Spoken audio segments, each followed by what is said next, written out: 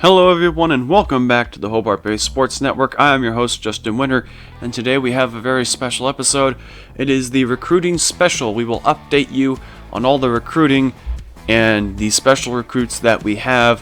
One is R.C. Wilson, one Victor Cross, another would be Peter Clay, he's a defensive back, and then we also have James Pond.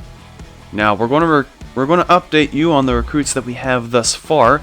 We have Ray Johnson, the tackle, Pat Lilly, a defensive tackle, Tariq Stallings, middle linebacker, Andrew Hayden, a tackle, Ray Miller, a guard, Rocky Stevens, a guard, Lou Zur, a punter, Peter Clay is a corner, Victor Cross, a wide receiver, James Pond is a strong safety, and R.C. Wilson is a running back, but he does have some versatility. We also have Terrence Causey, Jeremy Lee, Andy Thompson, Troy Russell, Manny Dunn, Clay Parrish, and Adam Coleman all on the list. We have Mark Rust, Marco Jackson, Eric Smith, Jimmy Hollis is a big time recruit. So is Eric Smith. We're hoping to get both of those guys, but we have to beat Notre Dame and Ohio State. And for Jimmy Hollis, we have to beat Notre Dame as well. So Notre Dame's got their hands on our recruits, but he's a big time 4-star recruit. He's an athlete, and we don't have much of him scouted, but he does have great coverage, it looks like. So he's definitely going to be a defensive back.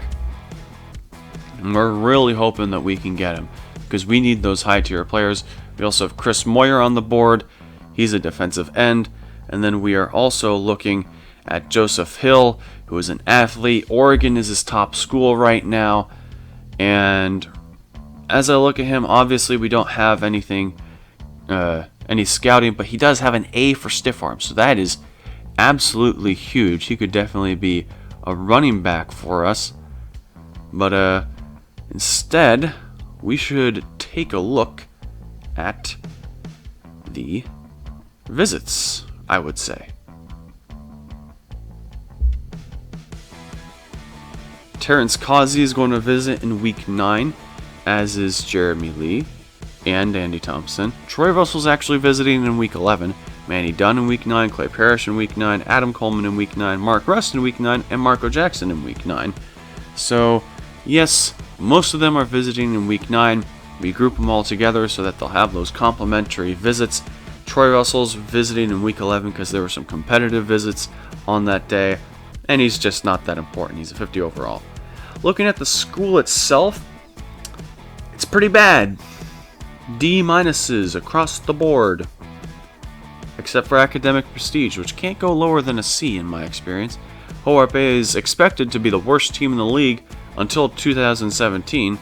And our pipelines, we have Alaska with 11 total, 16 projected, and California with 8 total, 12 projected. So Alaska, obviously we're in Alaska school, that makes sense. California's just big. Currently we have the number 49 recruiting class. We have 11 players, 2 3-stars, 2 3-stars, 5 2-stars, and some 1-stars as well. The number 1 class in the nation currently goes to Washington, who also has 11 players, 6 4-stars, 5 3-stars, and then no 2 or 1-stars. They don't bother with those guys. But Hawaii actually has 11, so does Cincinnati and Duke. So we have the most bulk recruits. We're tied for the most quantity of recruits. And you want to know Washington's board? Boy, they got it with Kyle Barnes, Collins, Sanders, McTaggart, Taylor, Chad Bird, Michael Armstrong, Ben Baker, Tyler Alvarez, Charles Johnson, Patrick Wilson, a quarterback. Their lowest guy overall, I think, is a 70. When that's the case, you got something really good going for you. And you just look at this. They are stacked, absolutely stacked. They're also going after Joseph Hill. They're also going after David Moore. They do have another kicker, but they also need a punter, so they're going after him. They're also going after R.J. Ryan, Sean Cohen. Sean Cohen's not really big. Trevor Harris is big.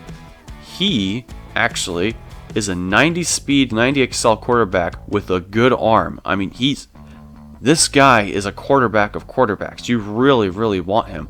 Oregon would love this guy because he's a scrambler. He would perfectly fit their playstyle, but Old Dominion's leading on him.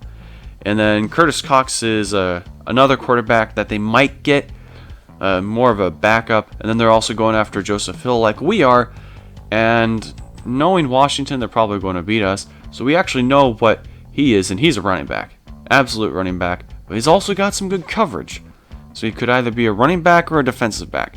It really does depend, but yeah, I'm guessing Washington's going to get him, and before we leave, we do get Jeremy Lee, and we do get Clay Parrish. Those are both very, very good things. And we have a bunch more people that are scheduled to visit during the Texas Tech game. Full disclosure, I meant to release this episode before the Texas Tech game on a Wednesday. It was supposed to be last week, but I completely forgot to do the audio recording. So we will not see you for Texas Tech. We have already seen you for Texas Tech, and you all know how that game went. So I will see you in the next episode, which is against North Carolina, not Texas Tech. Have a nice day.